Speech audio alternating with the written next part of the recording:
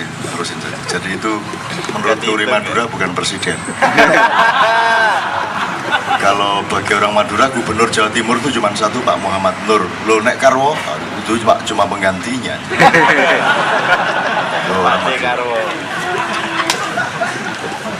Nah, presiden pertama, kata beliau, presiden pertama itu hancur jatuh karena kudeta.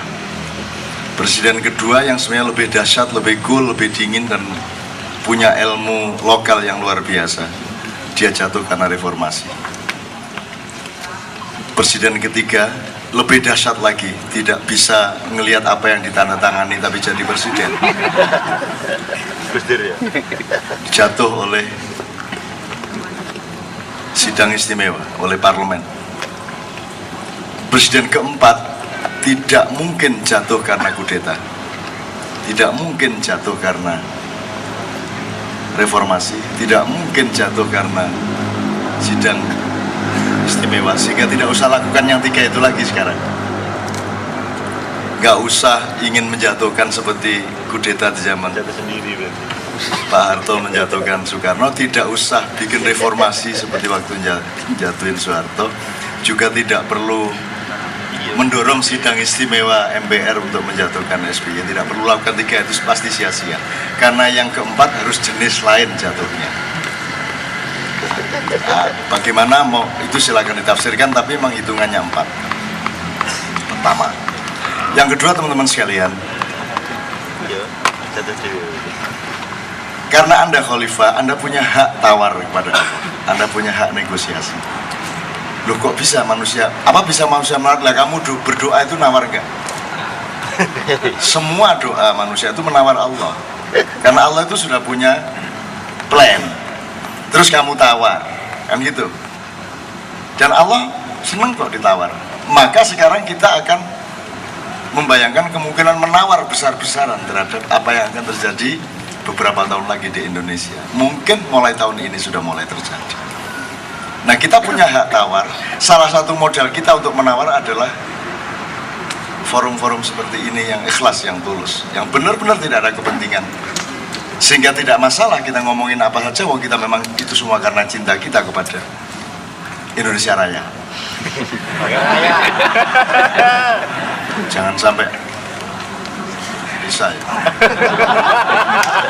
Karena yang disebut hiduplah Indonesia, hiduplah itu ya Indonesia Raya.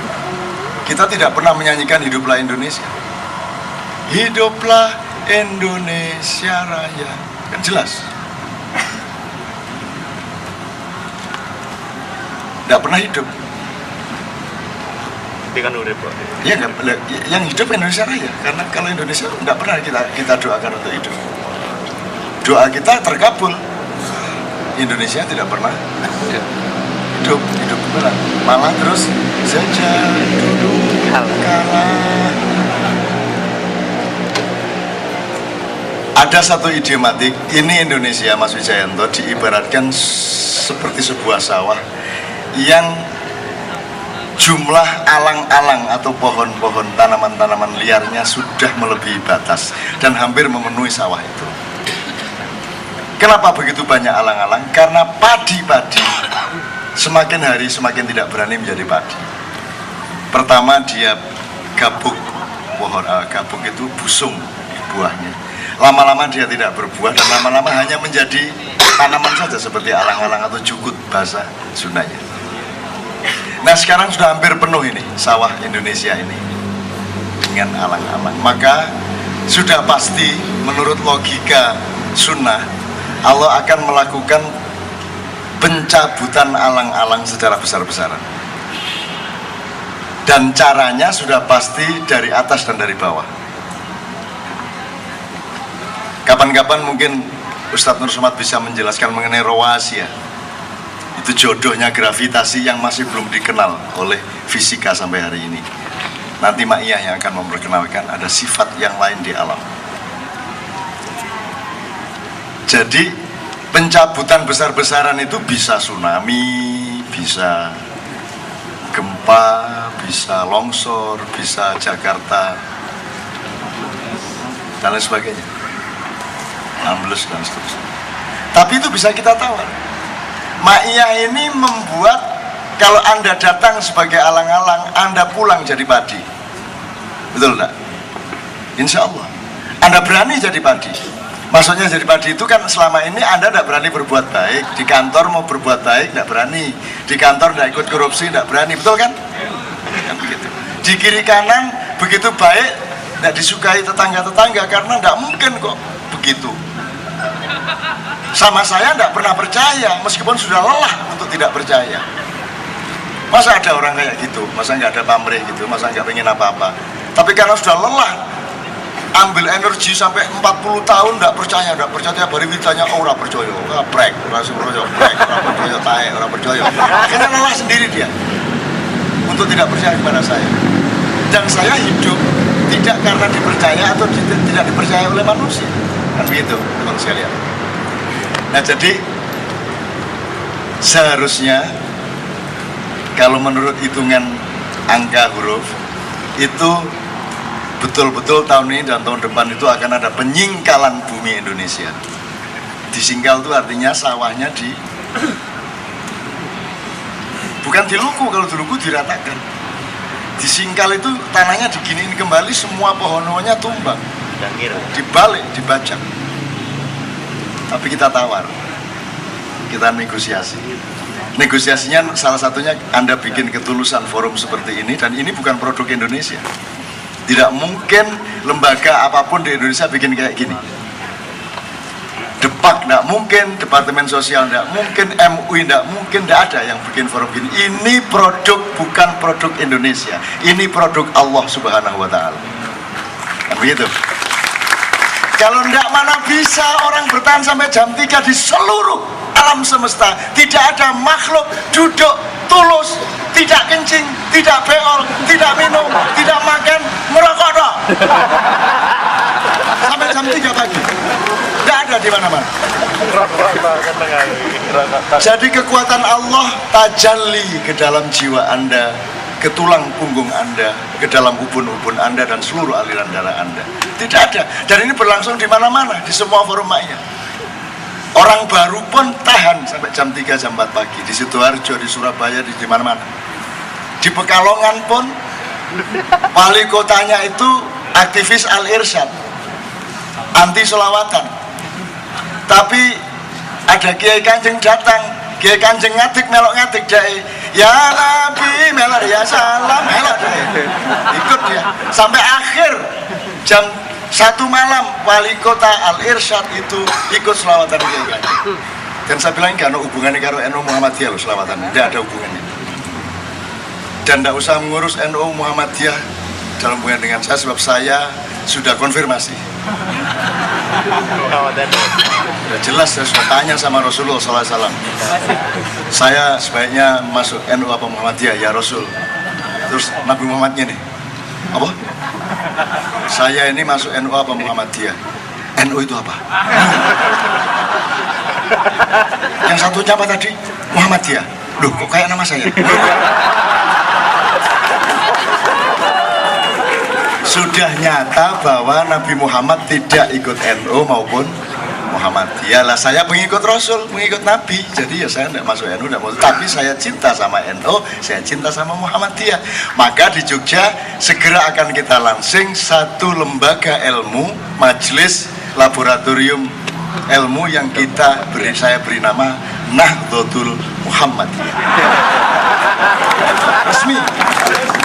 Sedang digodok dan segera akan berdiri. Saya minta Pak Wijayanto kalau boleh menjadi salah seorang dewan pakar di sini.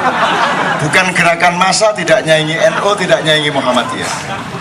Tapi untuk justru menciptakan garis sambung manfaat dan barokah antara NU dengan Muhammadiyah, gitu loh.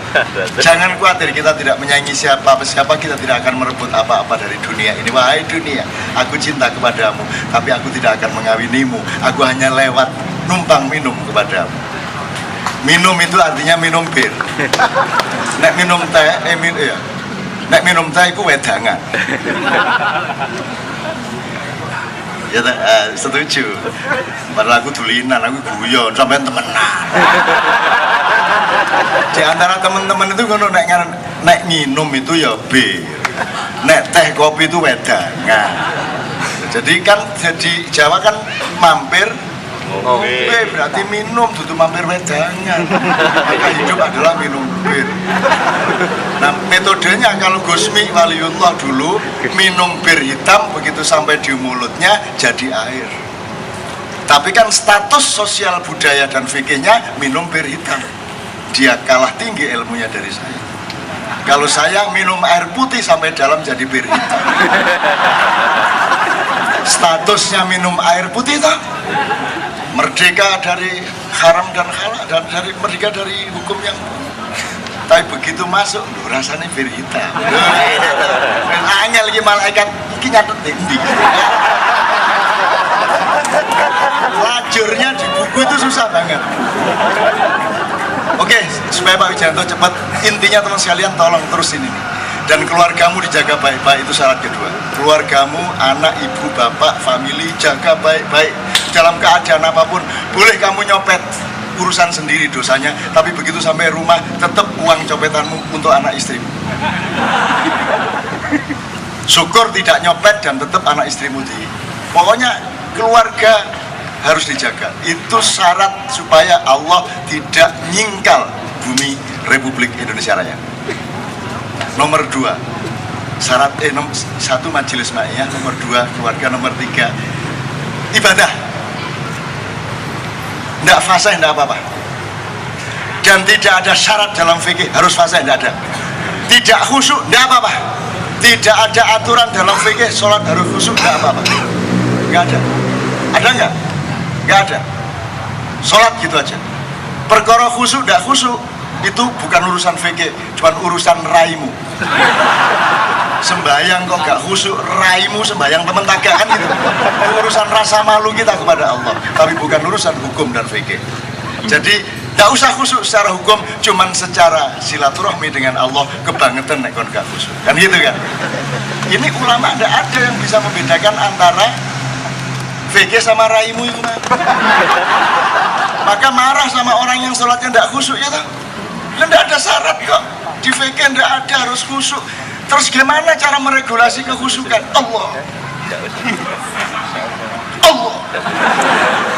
Apa itu khusyuk? Sayyidina Ali menang lomba sholat khusyuk. Sahabat-sahabat sholat dikasih tawon, dikasih macam-macam, tapi Sayyidina Ali bertahan sampai akhir dan tidak bergeming sholatnya oleh gangguan-gangguan. Terus dia dapat hadiah dari Rasulullah, tapi sebelum dikasih hadiah diinterview di depan sahabat-sahabat Ali. Ceritakan supaya menjadi ilmu semua sahabat-sahabat yang lain, apa yang membuatmu begitu khusyuk sholat?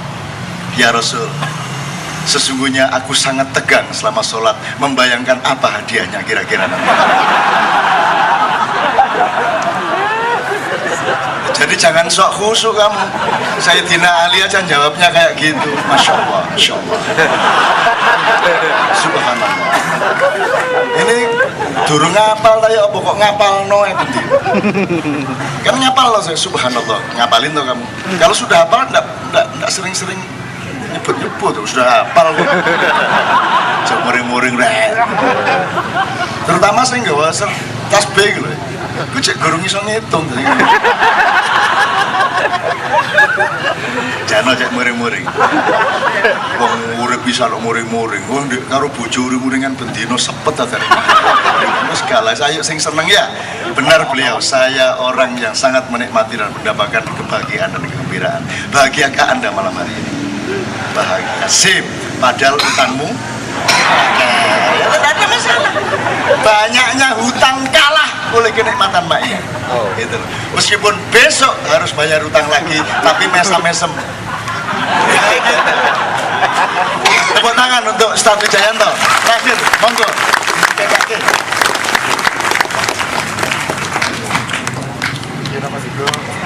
Diri.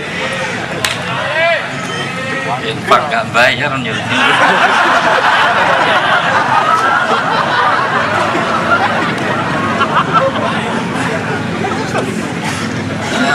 Saya mencatat ada 99 poin yang harus